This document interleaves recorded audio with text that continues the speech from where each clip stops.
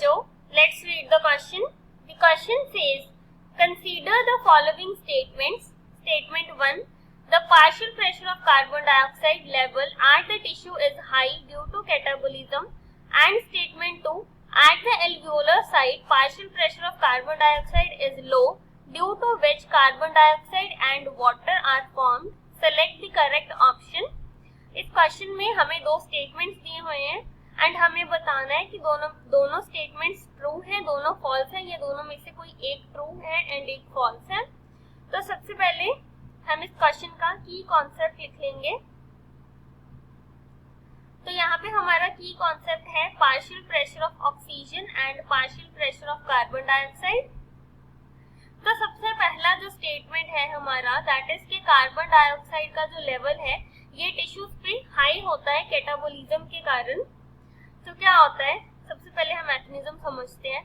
Alveoli site पे क्या होता है, एल्वियोलाई साइट पे पार्शियल प्रेशर ऑक्सीजन का हाई होता है, पार्शियल प्रेशर कार्बन डाइऑक्साइड का कम होता है। एंड अगर हम टिश्यू साइट की बात करें, टिश्यू साइट पे पार्शियल प्रेशर ऑक्सीजन का कम होता है एंड कार्बन डाइऑक्साइड का ज्यादा होता है।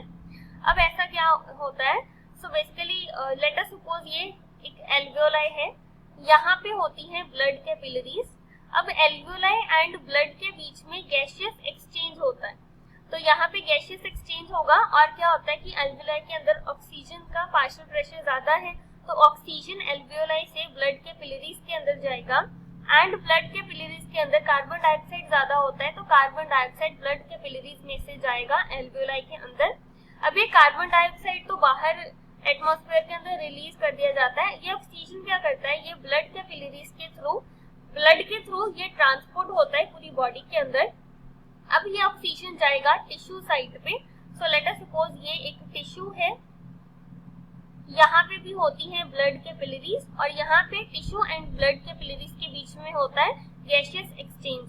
अब जो ऑक्सीजन ब्लड कैपिलरीज के थ्रू ट्रांसपोर्ट हो रहा है वो ऑक्सीजन जाएगा टिश्यूज के अंदर, और यहाँ पे टिश्यूज क्या करते हैं, इस ऑक्सीजन को यूज करेंगे कैटाबोलिज्म के लिए, कैटाबॉलिक रिएक्शंस के लिए, एंड यहाँ से कार्बन डाइऑक्साइड को ब्लड कैपिलरीज के अंदर रिलीज कर देंगे। यही ब्लड कैपिलरीज में से कार्बन डाइऑक्साइड बाद में एल्वियोलाई के अंदर जाएगा, इसके बाद एल्वियोलाई से बाहर आउटसाइड रिलीज हो जाएगा।